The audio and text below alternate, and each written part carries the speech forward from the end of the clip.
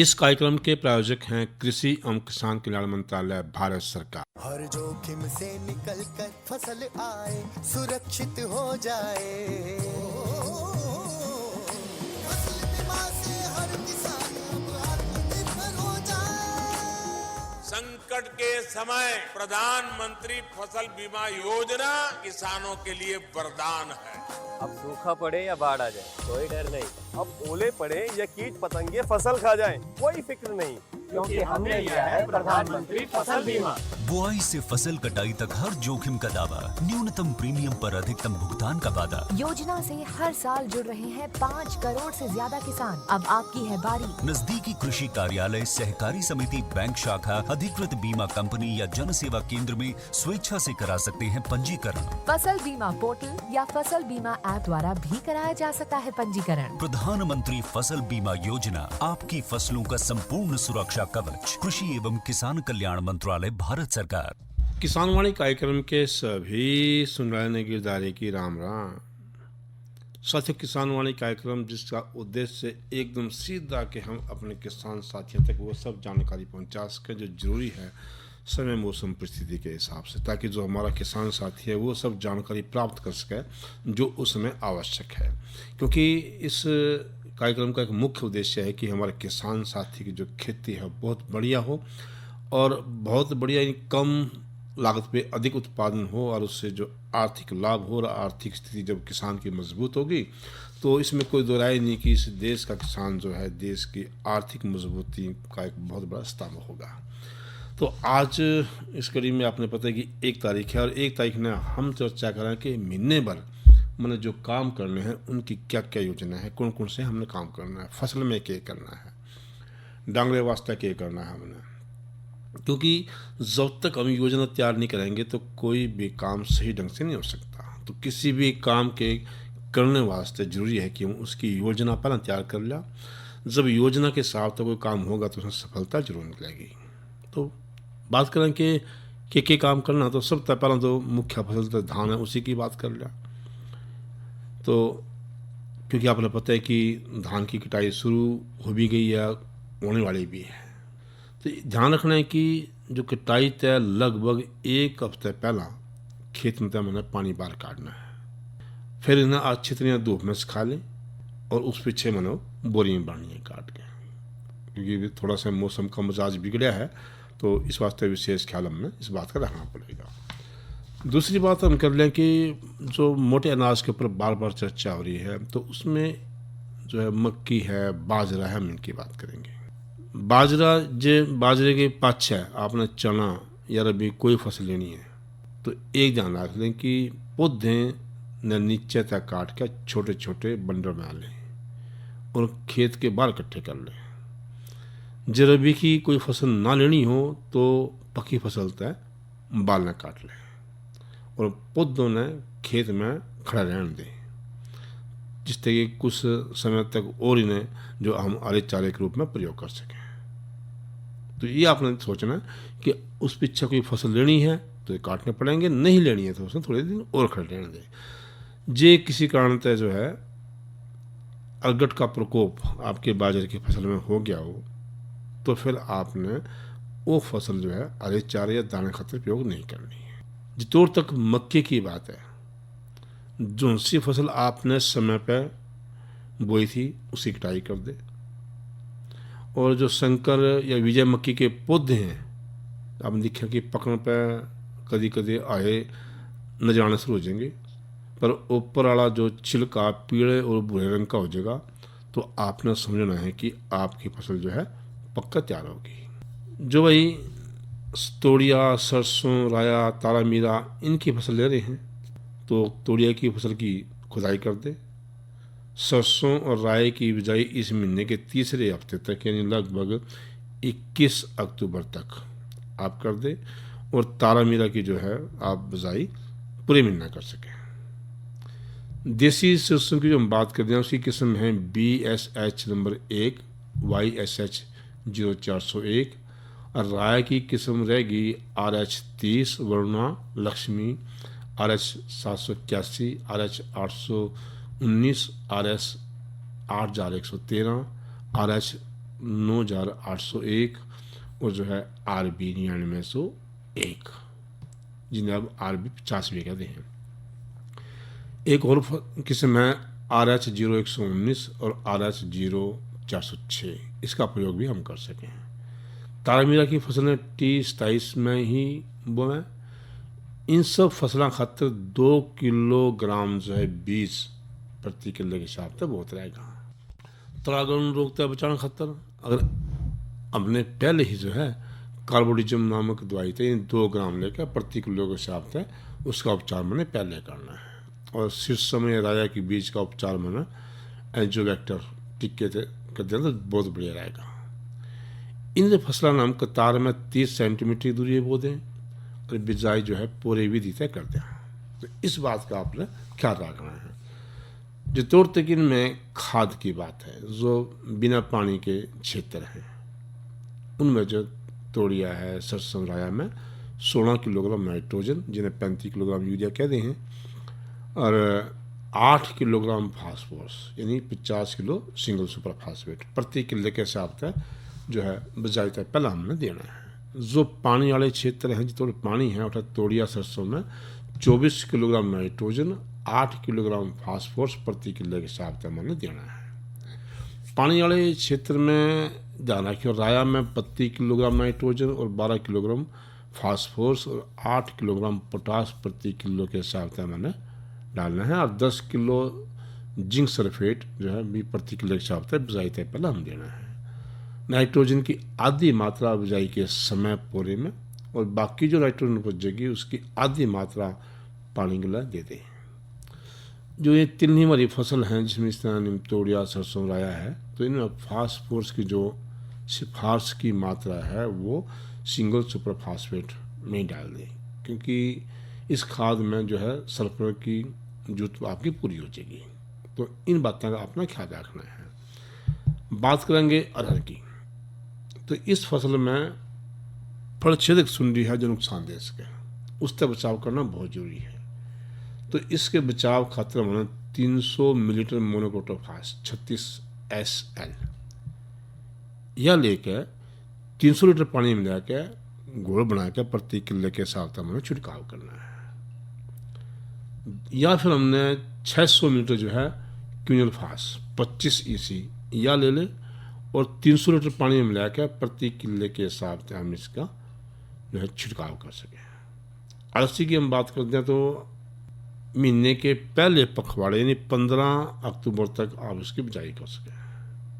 अलसी की के 2 किस्म काफ़ी अच्छी किस्म मानी गई है और बीज जो है 20 किलो प्रति किलो के हिसाब से अच्छा है। बिजाई की हम बात करते हैं तो कतारा में 23 सेंटीमीटर का फ़र्क माने रखना पड़ेगा। और जो तौर तक बात करेंगे खाद की, तो नाइट्रोजन माने यानी 48 किलोग्राम यूरिया प्रति किले के हिसाब से जो मैंने बिजाई के समय देना है, जिससे कि आपकी फसल बढ़िया हो। और फिर बात कर लिया जो है जेई की। जेई की बात ये है कि जो अधिक कटाई खतर बने जेई की उन्नत किस्म HFO 114, OS 6, OS 70 और OS 8 की बिजाई बने इस महीने के बीच में यानी लगभग 15 अक्टूबर तक शुरू करनी है। 40 किलोग्राम बीज प्रति किलो के हिसाब से बहुत रहेगा। जो तक बात बिजाई की है माने कतारा में करनी है और 25 सेंटीमीटर का फासला माने रखना है और 16 किलो जो है प्रति किलो के हिसाब से नाइट्रोजन बिजाई में पूरे पे और इतना ही पहले पानी पे माने देना पड़ेगा। तो इस बात का आपने ध्यान रखना। चने की अगर बात कर लें तो देसी चने की बिजाई आपने 15 अक्टूबर तक करनी है और जो काबली चना है उसकी बिजाई आप जो है आखिर तक कर सकें यानी 31 अक्टूबर तक आप कर सकें। जितनों से हमारे बरानी एरिए हैं उनमें चने की उन्नत किस्म चना नंबर 1 है, वो बोलें जा बढ़िया रहेगा। जितोड़ पानी का साधन हो या मीह अच्छा हो, ओठा में हरियाणा चना नंबर 1 और काबला जो काबली चना है उसका काबली चना हरियाणा काबली नंबर 1, ये किस्म काफ़ी बढ़िया रहेगी। जो नम क्षेत्र हैं उनमें C235 और ये हरियाणा चना नंबर 3 किस्म बहुत बढ़िया मानी गई है। और हरियाणा चना नंबर 5 पूरे हरियाणा में बो सकें, उसमें उसकी की बात नहीं है। हरियाणा चना नंबर 3 का जो 30-32 किलोग्राम जो है, और जो बाकी देसी किस्म हैं उनका 15 से 18 किलोग्राम, और जो काबुली चने की बात है 36 किलोग्राम। तो ये बीज माने प्रति किले के हिसाब से बताया गया है। जितोर तक हरियाणा चना नंबर 1 की बात है तो हम 20 से लेकर 24 किलो बीज प्रति किले के हिसाब से ध्यान रखेंगे। एक बात का ध्यान रखियो कि बजाय तय पहले ही बीज का जो फफूंदनाशक टिक्के का उपचार कर लें। और दिमक तय बचाना बहुत जरूरी है, तो दिमक तय बचाने खातर जो है 850 मिलीलीटर जो है मोनोक्रोटोफास 36 SL, या फिर 1500 मिलीलीटर जो है क्लोरोपाइरीफास 20 cc उन्हें पानी में मिला के और 2 लीटर पानी लेकर उसमें घोल बनाएंगे और उससे जो उसका उपचारित कर लेंगे, जिससे कि दिमक की समस्या जो है आपकी फसल में ना हो। एक बात रखें, कभी भी अगेती बिजाई ना करें इसकी, क्योंकि अगेती बिजाई तय कोई बीमारी आने की संभावना भी रहेंगी। तो इस तरह से आप जो है इन फसलों में इस तरह ध्यान रख सकें। चर्चा का भी करेंगे, लेकिन पहले आपने सुना दिया एक गीत।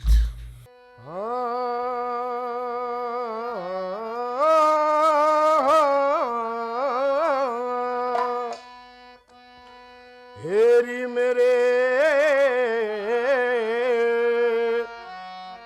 दंगल के माया, भवानी तेरा ध्यान धरा, भवानी तेरा ध्यान धरा री, भवानी तेरा ध्यान धरा, भवानी तेरा ध्यान धरा मेरे दंगल के माया, भवानी तेरा ध्यान।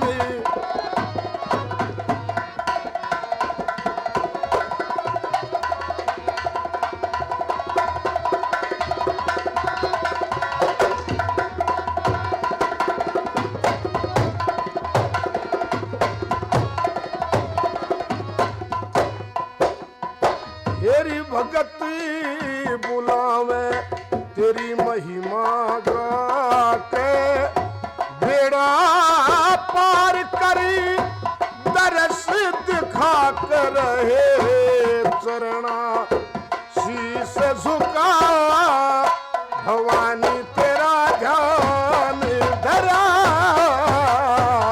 दंगल।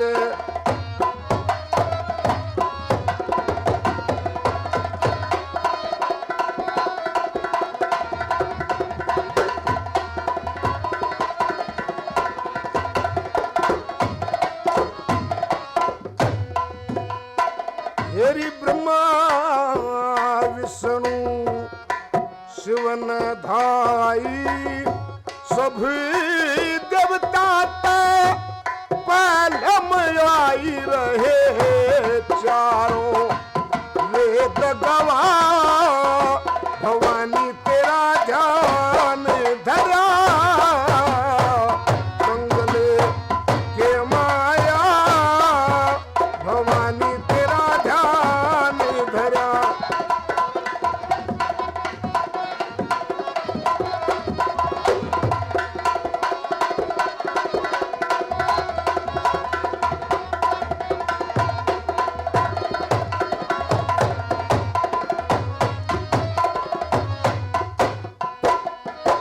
हेरी ध्यानु भगत जिसे तेरे पुजारी, धड़ते गर्दनी कर दी थी नारी रही सारी दुनिया का, भवानी तेरा ध्यान धरा।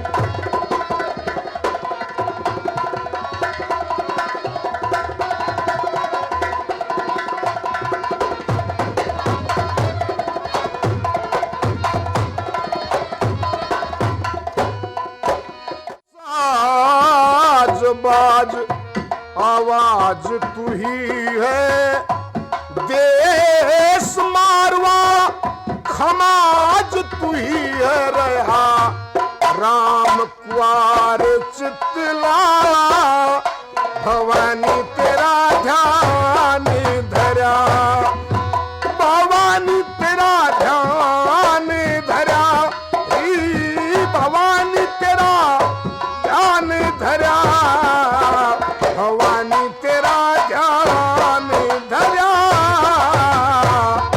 दुर्जन के माया भवानी तेरा ध्यान धरा।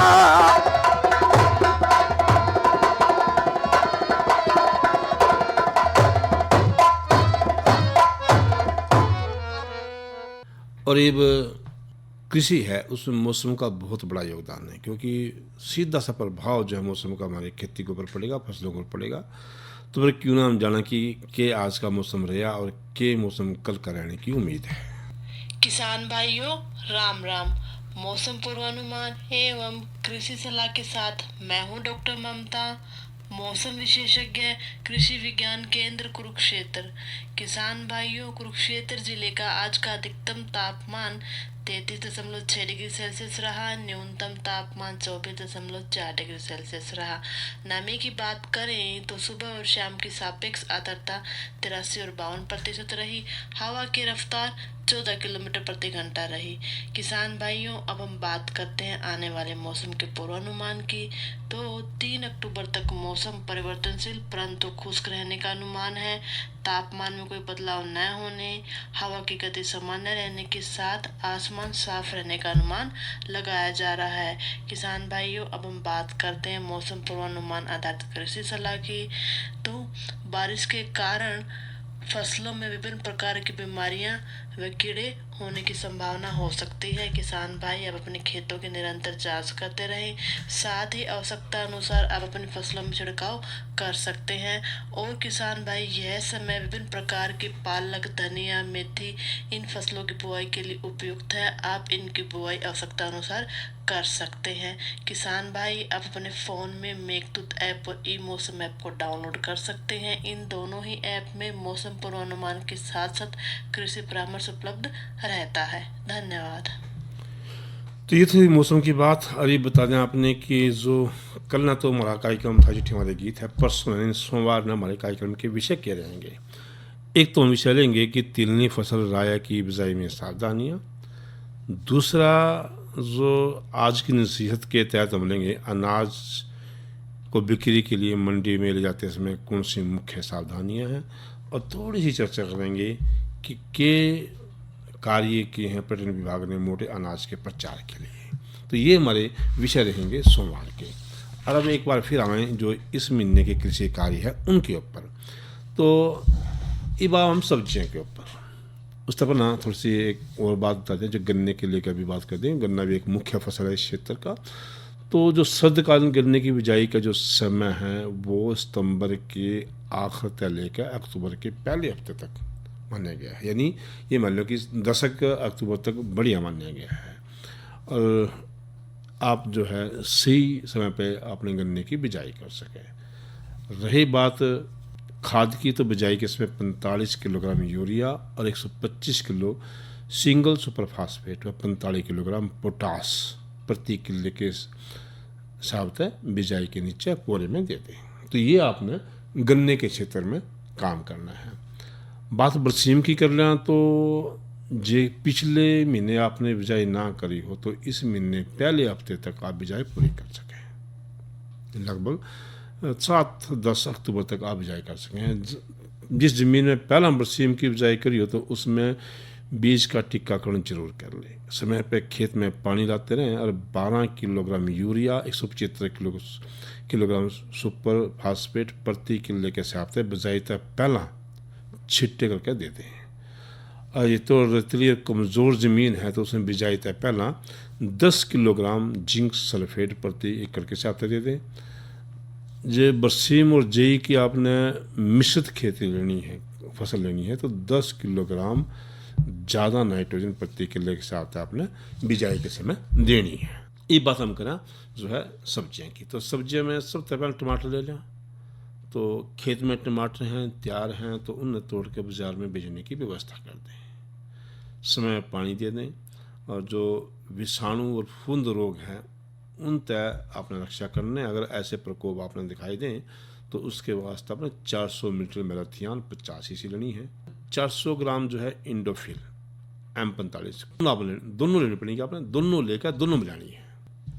मेलाथिन 50 सीसी 400 मिलीलीटर और 400 ग्राम एंडोफिल M45 दोनों ने मिला कर आपने प्रति किले के हिसाब से जो है आपने छिड़काव करना। छिड़काव खातर आपने जो है 250 लीटर पानी लेना है। एक बार अटके फिर बता दिया कि 400 मिलीलीटर मेलाथियान 50 सीसी, 400 ग्राम इंडोफिल M45 दोनों दवाइयाँ लेनी है और 250 लीटर पानी लेना है। दोनों दवाइयाँ का पानी का घोल मिला कर आपने छिड़काव करना है प्रति एकड़ के हिसाब से, और 2 हफ्ते पीछे आपने अटके फिर छिड़काव कर देना, जिससे कि किसी कारण से बीमारी या थोड़े देर उसके लक्षण रह गए हों किसी कारण से फफूंद के या विषाणु के, तो वह भी खत्म हो जाएंगे। फलछेदक कीट का नियंत्रण करना पड़ जाए 60 मिलीलीटर जो है साइपरामेथ्रिन 25 EC लेके और 250 लीटर पानी मिलाकर प्रति किले के साथ आपने छिड़काव कर देना है। ये तो आपने टमाटर का काम करना है। बात बैंगन की कर लें तो बैंगन के कच्चे फल समय पर तोड़ के जो आप बाजार में बेच देंगे, और पानी भी आप समय पर उसमें देते रहेंगे जो नहीं पके हैं। और जहाँ कई बैंगन में रस चूसने वाला कीड़े लगने की संभावना हो तो 400 मिलीलीटर मेलाथियान 50 EC ले लेंगे और उसमें 250 लीटर पानी मिलाकर प्रति किले के हिसाब से उसका जो है घोल बनाकर छिड़काव कर देंगे। आपने लगा कि बैंगन में कहीं फलछेदक सुंडी की शिकायत हो उसके, तो उसकी रोकथाम भी है। तो उसकी रोकथाम खातर 75 मिलीलीटर जो है स्पाइनोसेड, इसे ट्रेसर 45 ऐसी कहते हैं, का 15 दिन के फर्क पर बार बार से 2-3 बार छिड़काव करते हैं। और एक ध्यान रखें, जो घने ये तना छेदक से जो घने ग्रस्त पत्ते हैं, तने हैं, फल हैं, कोशिश करें कि उन तोड़ कर और जो है बाहर नष्ट कर दें। बात करेंगे हम जो है पालक की, तो पालक की फसल की देखभाल करें। पत्ते जो है 4 पत्ते न काट कर गुच्छे में बांध के बाजार में भेज दें और पालक की नई बिजाई भी आप कर सकें। बंद गोभी और गांठ गोभी की अगर बात करें तो बंद और गांठ गोभी की बिजाई नर्सरी इसी महीने में आपने करनी है, और बोनते पहला बीज न कैप्टा नामक दवाई से उपचारित कर लें। 2.5 ग्राम फफूंदनाशक दवाई प्रति किलो के साथ बीज के साथ आपने उपचार कर लें, इसे ध्यान रखना है। हरी मिर्च ने खेत में तोड़ के बाजार में बेचने खातर तैयार कर लें। समय पानी देते रहें। नाइट्रोजन खाद की मात्रा खेत में आप दे चुके हैं। रस चूसने वाले कीड़े का प्रकोप हो सके उसकी रोकथाम खातिर आपने 400 मिलीलीटर मेलाथियान 50 EC लेकर 250 लीटर पानी में मिला के घोल बनाकर उसका छिड़काव कर सकें। और अक्टूबर से लेकर नवंबर तक जो मिर्च की बसंत ऋतु की फसल है उसका तर आप नर्सरी में बिजाई कर सकें। उन्नत किस्म खासकर जो माना है जैसे NP 46A है, या पूसा ज्वाला, या पंथ C1 है, अब ये किस्म है, इनका प्रयोग कर सकें, अच्छी किस्म है। और 1 एकड़ खातर आपने लगभग 400 ग्राम बीज की जरूरत पड़ेगी। बिजाई से पहला जो है अब थायरम नामक दवाई से जो है बीज का उपचार कर लें। भिंडी की अगर हम बात करेंगे इस महीने में, तो भिंडी की जो नरम फलियां हैं उन तोड़ कर बाजार में बेच दें। जरूरत पड़े तो खेत में पानी दे दें, नाइट्रोजन खाद दे दें। और अगर उसमें भी कहीं आपने रस चूसने वाले कीड़े का प्रकोप दिखाई दे तो वही दवाई मैंने पहला बताई जाता है, ये 400 मिलीलीटर मेलाथियान 85 उसका प्रयोग आप कर सकें। और 250 लीटर पानी आपका रहेगा और 2 छिड़काव करने पड़ जाए तो 15 दिन के फर्क पे आप दूसरा छिड़काव भी कर सकें। शकरकंदी की भी आपने देखभाल करनी है, जरूरत तो पानी देना है। और अरबी की भी आप जो है खुदाई करके प्रबंध कर दें, बेचने वास्ते तैयार कर दें। और तैयार होने खातर अरबी की फसल में 130 से 160 दिन लगा, इसका ध्यान रखना। और जो शकरकंदी की फसल है वो भी लगभग 130 से 80 दिन में पक्का तैयार हो जाए। जितोर तक बात फूल गोभी की है, तो फूल गोभी की जो अगेती किस्म पूसा केत की है उस फसल की आप देखभाल कर लें। और फसल तैयार हो जाए तो फूल काट के आप बाजार में बेच दें। 75 जो किस्म है सोनोबाल 16, इसकी बिजाई इस महीने आप नर्सरी में कर सकें, अक्टूबर में कर सकें। और बोन तक आपने वही जो है काप्टान तय इसका उपचार करना है, जिससे कि आप बढ़िया फसल ले सकें। जैसे मूली सलगम की बात करें तो मूली सलगम की जो तैयार जड़ों उखाड़ के उन्हें धो कर बाजार में भेज दें और कोशिश करें इस महीने जो बिलायती किस्म हैं उनके जो है बीज की बिजाई की तैयारी करना है। गाजर की बीज की तैयारी भी आप कर सकें। रहे मटर की हम थोड़ी सी बात कर लें तो मटर की जो अगेती फसल की देखभाल आप कर लें और पानी देते रहें और अक्टूबर के महीने में ही पूरे में मटर की जो है बोनविले किस्म है उसकी बिजाई खातर हम खेत तैयार कर सकें। और 1 किले में लगभग 20 से 30 किलो माने बीज की जरूरत पड़ेगी। और जहाँ तक इसके बिजाई की बात है तो ध्यान रखना कतार में जो दूरी है 30 से 40 सेंटीमीटर। और भाई जो खेत में तैयारी के समय 8 टन गोबर की खाद मिट्टी में मिला के दे दें। और बिजाई के समय 12 kilogram urea, 125 kilogram single super phosphate धरती में जो है बीज के तड़ा दे दें, पूरे में दे दें। तो इन बातों का अपना ख्याल रखना। रही अब डांगरा की बात, अभी जाड्डा के मौसम आने लग रहा है। जाड्डे के मौसम में अपने जो पशुओं का विशेष ख्याल रखना है, उनमें जो है दिक्कत ना हो, जाटा ना लग जाए, कई बार हम लापरवाही बरत जाएँ। क्योंकि ये तो लगा आपने भी गर्मी सी है, लेकिन जिस तरह 15-20 अक्टूबर आएगी एकदम जाटा सा हो जाएगा। और कई बार मौसम बदलने से डांगरों के ऊपर उसका बड़ा दुष्प्रभाव पड़ा। तो ऐसे में आप अपने पशुओं की अच्छी तरह से देखभाल करेंगे, उनको बदलते मौसम में उनका ख्याल रखेंगे। और अगर कोई समस्या है तो ज़रूर अपने जो पास जो पशु विशेषज्ञ उनसे आप संपर्क करके अपने डांगर का सही इलाज कराएंगे, ताकि कोई बड़ा नुकसान आपने आपके डांगर ना हो। इस कार्यक्रम के प्रायोजक थे कृषि एवं किसान कल्याण मंत्रालय, भारत सरकार। अरे अरे अरे क्या कर रहा है? इधर इधर इधर हम बोल रहे हैं तेरे बीजू का। उतला बोल रहा है? पक्षियों से तो हम खेत को बचा लेते हैं, पर इन घातक रसायनों से कैसे बचाएं? मतलब? देख बेटा, तू जो ये अंधाधुंध रसायन मिलाता है ना, मिट्टी की सेहत बिगड़ने लगी है। और जब माटी ही कमजोर पड़ जाएगी तो उपज कैसे सेहतमंद होगी? अरे पहले ऐसा नहीं था, पूछना अपने बड़े बुजुर्गों से, कैसे फसल लहलहाती थी, शुद्धता झलकती थी। हाँ, माटी भी तंदुरुस्त और लोग भी। अरे अब पहली वाली बात कहाँ? पर अब तो सब यही डाले हैं। सब नहीं, आज भी लाखों जागरूक किसान परंपरागत विधि से फसल उगा रहे हैं। खर्चा कम और उपज की कीमत भी बेहतर पा रहे हैं। सच है? रे बेटे, एक्सपीरियंस से बता रहे हैं, धूप में बाल सफेद नहीं किए हैं। हाँ। ठीक है भाई, मैं भी आज से जैविक खेती शुरू करूंगा। माटी से प्रेम की परंपरा है, परंपरागत खेती। इसके गला आज का किसान वाणी कार्यक्रम समाप्त हुआ। कार्यक्रम के सभी सुनाने गिरदारी की राम राम।